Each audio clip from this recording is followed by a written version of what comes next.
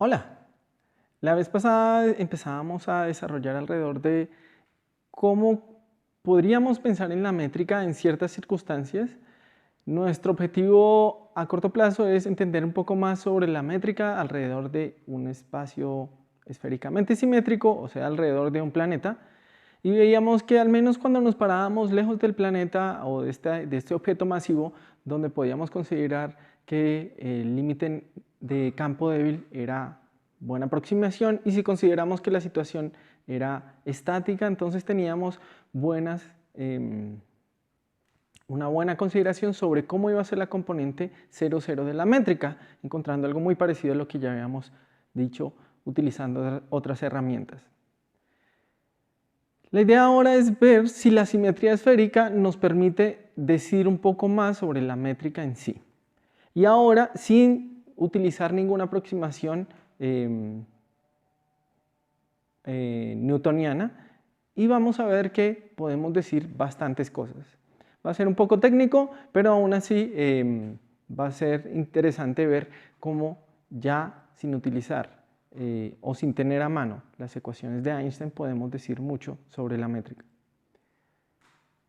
¿Qué es lo que voy a utilizar? Voy a utilizar las simetrías. Hemos visto que las simetrías son increíblemente potentes y en particular son potentes para escribir nuestra métrica. Sabemos que la simetría esférica espacial me impide que hayan términos sueltos de coordenadas espaciales. Si aparecen las coordenadas espaciales en el elemento de línea, tienen que aparecer como productos puntos. Entonces, en el elemento de línea puede aparecer el tiempo y puede aparecer su diferencial del tiempo sueltos, no hay ningún problema porque ellos no hay ninguna simetría que los restrinja, pero para las coordenadas sí tienen que haber productos puntos por ahí incluidos. Ahora, ya que estamos hablando de simetría esférica y una simetría esférica particular, ¿a qué me refiero con esto? El universo en este caso no va a ser homogéneo, porque va a haber un punto muy particular que va a ser precisamente donde está nuestro planeta o nuestro objeto esférico.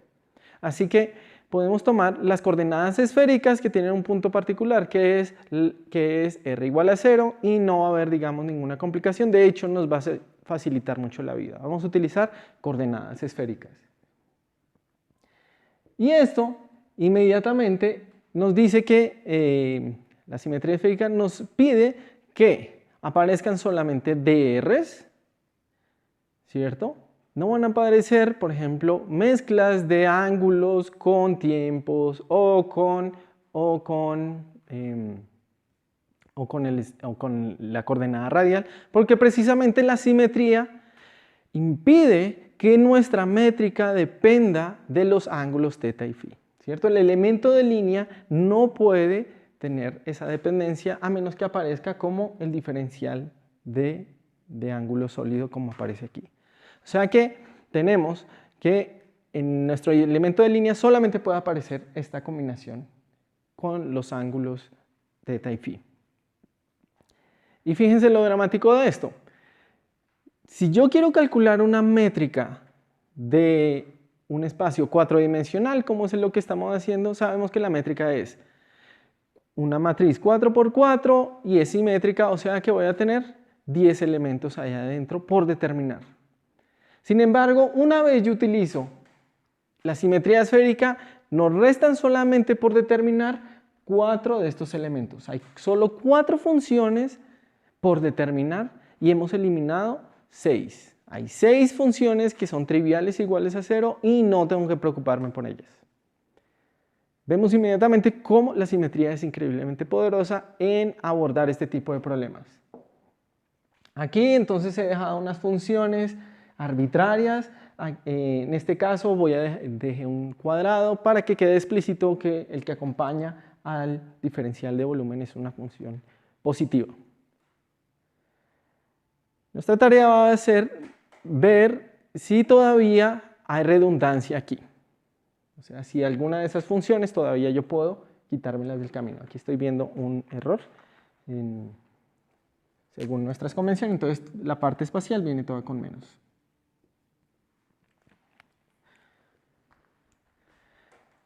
¿Qué es lo que voy a hacer? Voy a definir una nueva coordenada. Las coordenadas son cosas irrelevantes, son simplemente nombres que yo les doy a alguna cosa que hago para describir al espacio-tiempo. Entonces voy a definir una nueva coordenada R moño, lo voy a llamarla, que va a estar dada por esta, donde está la función que aparecía en la métrica. Vemos que de esta manera, entonces, esta función que aparecía ya no va a aparecer como tal, va a aparecer simplemente como una redefinición de las coordenadas. O sea que si yo reescribo mi elemento de línea en términos de esta nueva coordenada R moño, va a quedar en términos de 3 funciones, donde aquí hago explícito el hecho que esta función de R moño pues no es la misma función de R. ¿Listo? Entonces pongo unos moños para distinguirlas, pero eliminado la tercera, ¿cierto? Entonces esa última parte pues aparece simplemente como una coordenada. Concluimos que, dada la simetría esférica, no son 10 las componentes de la métrica que tengo que determinar, no son 4, sino 3. ¿Cierto? Y ahora solamente tengo que determinar 3 componentes de la métrica. ¿Qué hice de aquí a acá? Redefinir mi coordenada radial. Y todavía tengo libertad. Todavía tengo libertad de modificar la coordenada temporal. Y eso es lo que vamos a hacer. Entonces vamos a definir un t moño, la coordenada temporal, tal que yo pueda escribirlo de esta manera. ¿Eso qué me va a permitir? Me va a permitir eliminar este término cruzado. Vamos a ver cómo. ¿Listo? Ahora, si yo quiero escribir al t de esta manera, tengo que garantizar que eso sea una derivada total. O sea, voy a pedir que esta función que está apareciendo aquí, este zeta, sea tal que esto se satisfaga. Y efectivamente, esta expresión que esté acá sea una derivada total, que es lo que usualmente se utiliza. O sea que efectivamente yo estoy derivando una función como tal. O sea, yo pueda definir este t como una función de t y r moño. ¿Listo? Entonces digamos que esta condición es un poco formal, simplemente para garantizar que yo estoy de verdad trabajando con una función y que no voy a volver a puntos donde, digamos, no quede inevaluada. Listo. Entonces voy a hacer este cambio de variable.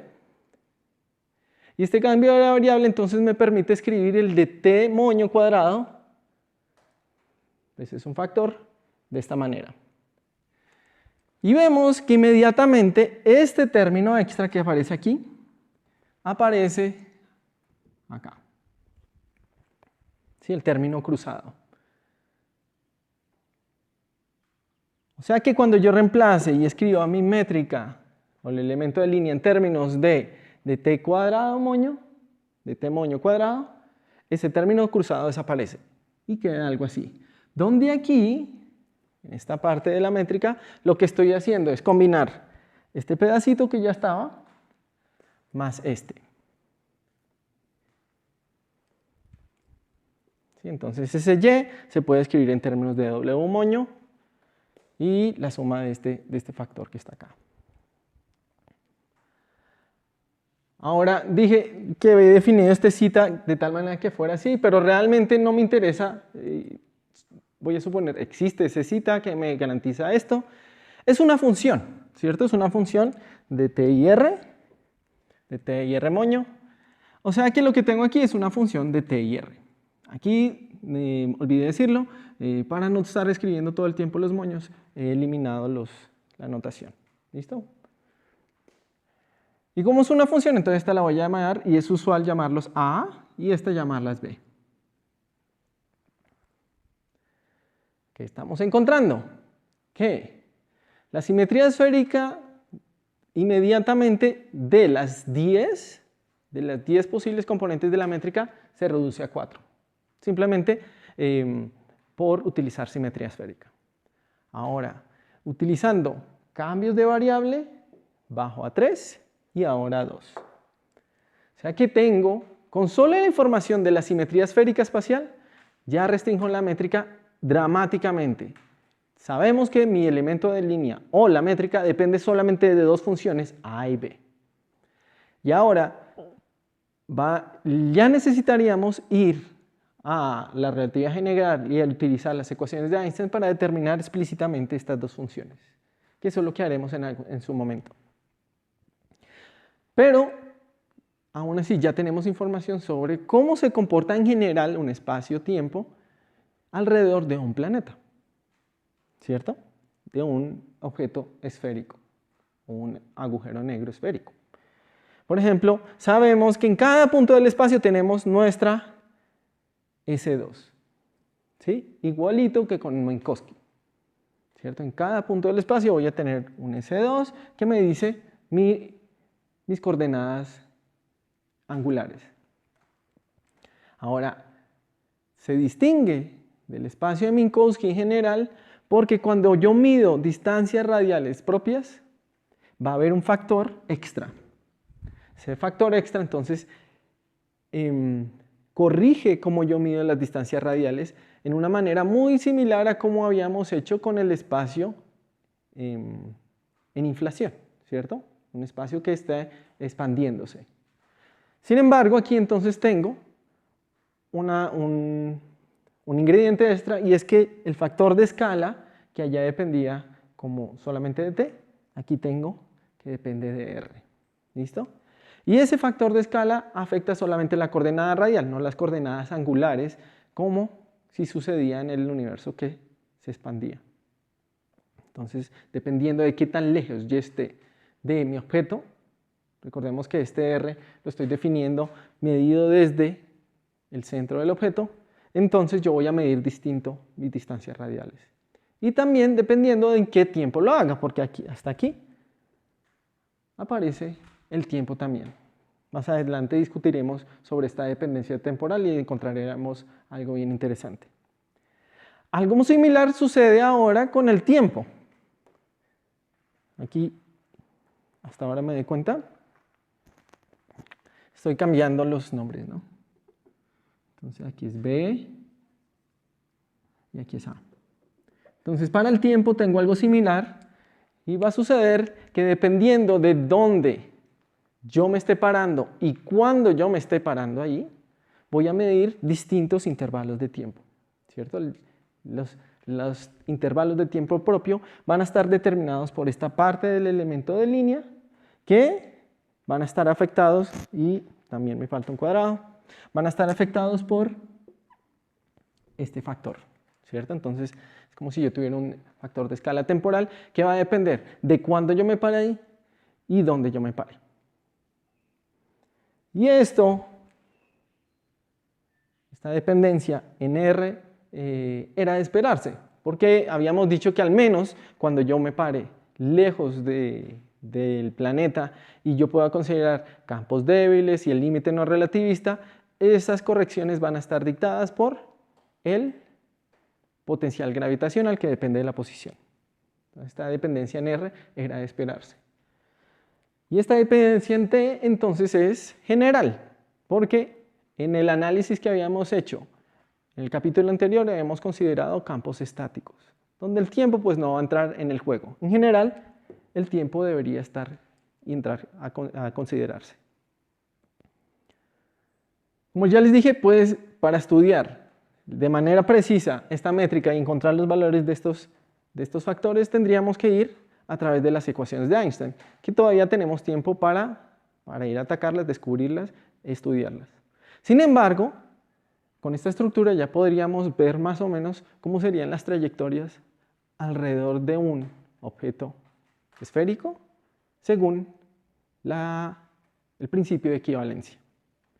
Entonces, eso es lo que haremos la próxima vez. Nos vemos.